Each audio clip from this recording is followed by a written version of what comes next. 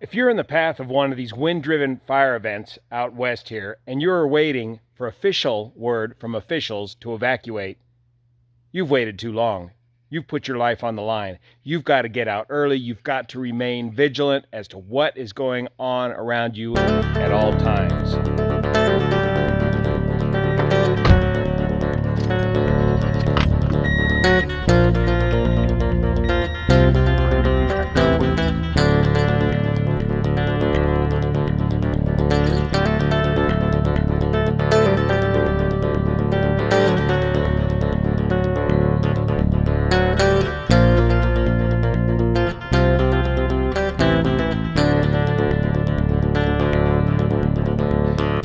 9:15 Tuesday night, the Bear Fire or North Complex continues. The winds continue to blow hard out of the east. It looks like things are taking a little bit of a turn towards the west. So Feather Falls, if you're in between Lake Oroville and this fire, you need to get out of the way.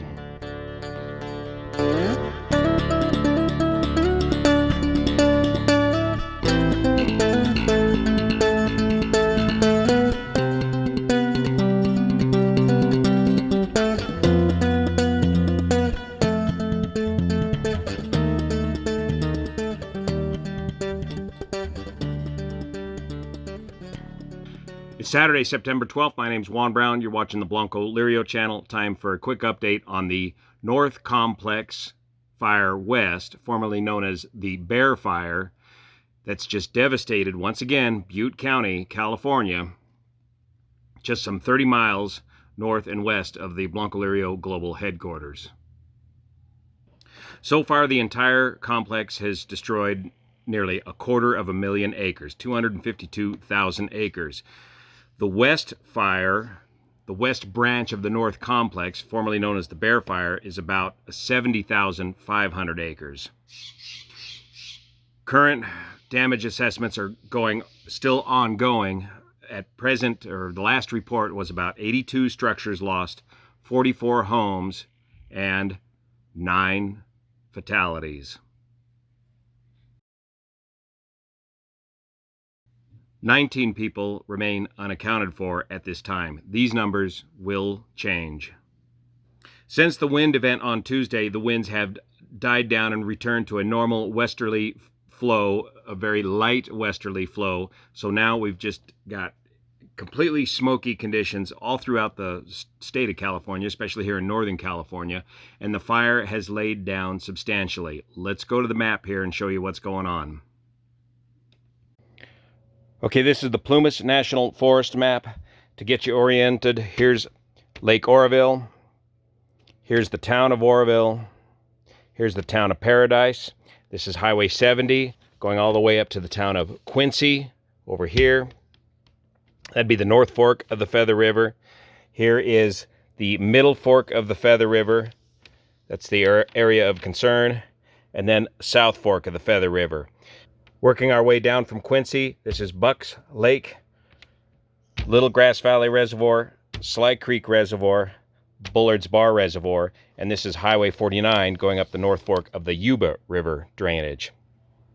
First, let's talk a little bit about the history of the campfire that took out Paradise in November of 2018. That fire started up around Pulga when the power lines failed and the high wind event drove that fire up out of the Feather River Canyon via the Flea Valley Creek drainage, and it just ripped right across Concow, Paradise, and headed nearly all the way to Chico. When that wind event died down, the west winds brought that fire back, and it ended up jumping the Feather River Canyon and getting up into the mountains above the Feather River Canyon. On August 17th, lightning started this North Complex fire up here in the Middle Fork of the Feather River Canyon. On Tuesday, this fire, driven by high winds, jumped the Horseshoe Bend, located right here across the canyon, started a spot fire, and that started a nearly 30-mile run, 8 miles wide, of fire blasting out of the Middle Fork Canyon and across all these drainages. The winds did not die down that night, and the fire took out the communities of Feather Falls, Brush Creek, and Berry Creek, and worked its way all the way over to the edge of Oroville Reservoir. The fire worked its way all the way down to Loafer Creek and apparently did not cross this drainage and did not hit Kelly Ridge, though they were evacuated. The green areas on the map represent federal land and the white areas non-federal land. So this fire is broken down basically into a federal fire up here, and CAL FIRE is taking charge of the operation outside of federal land down along this portion of the fire, the very western portion.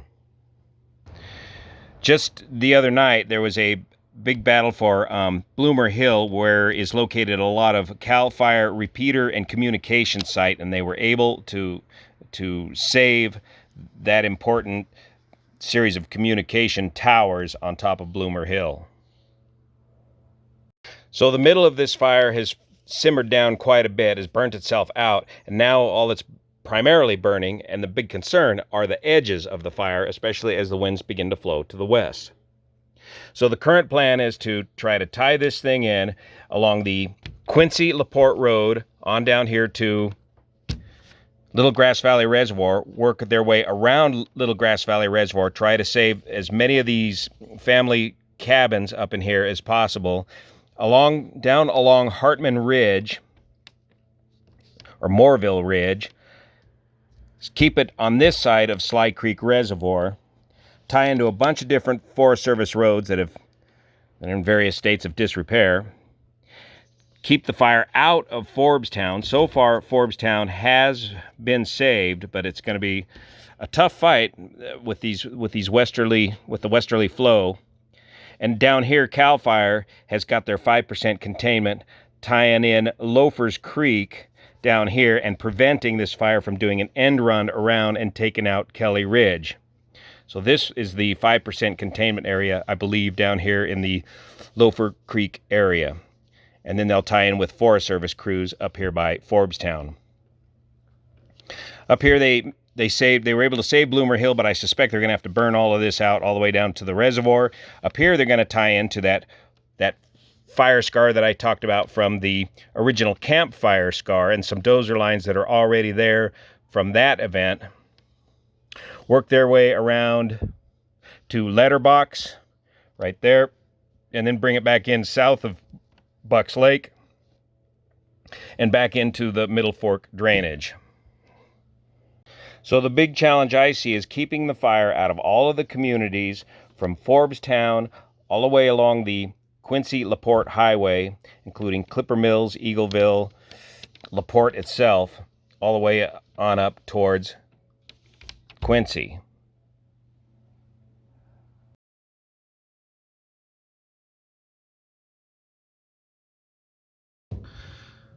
So now the long, slow, and frustrating process of damage assessment and making things safe enough for folks to get back into their former residences and pick up any remaining items that might be left behind is taking place right now. Sheriff Honey has been, and others have been, chastising the mainstream media, has been getting in there and clogging up roads, trying to get pictures for the news, and showing people's property before the people themselves, the owners of that property, have even been informed as to what the status of their property is, when instead they actually need to just get actual usable information out in a timely fashion instead of just running around looking for dramatic pictures. Locally, I've been very busy posting updates on social media based on information I'm hearing on the scanner, using the local area maps and local area knowledge, and plus if there's any air attack on any of these fires, I've been able to get a lot of information from the air attack base here locally up at the airport. As far as the air attack goes on this north complex, there basically is no air attack. On day one, conditions were just much too dangerous for air tankers to operate, much too windy. There was little or nothing anybody could do at that point other than get out of the way and rescue people. Rescue people that didn't pay attention to the evacuation warnings or did not receive them in a timely fashion. because much of this technology, this reliance on high technology to notify people of these evacuations, simply broke down. Events, once again, just like in the campfire in Paradise, events proceeded too quickly and outstripped the ability of emergency responders to respond. So now that the winds have died down, an inversion layer has set in.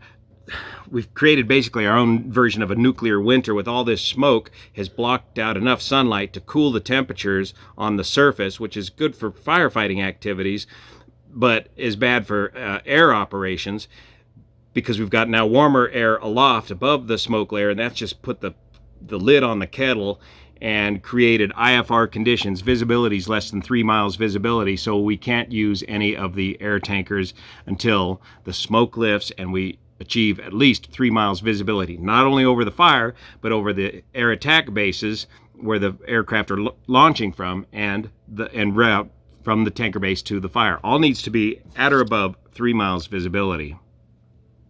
And remember too, the air attack is just only another tool in the toolbox. It is not going to save everybody. It's not going to stop the fire. It's only going to be an additional tool for firefighters to use while fighting this blaze. And it's an extremely expensive tool to use as well. So much of the story remains the same throughout all the fires in the West here. The conditions are all very similar. The number of fatalities are certainly higher here in this fire.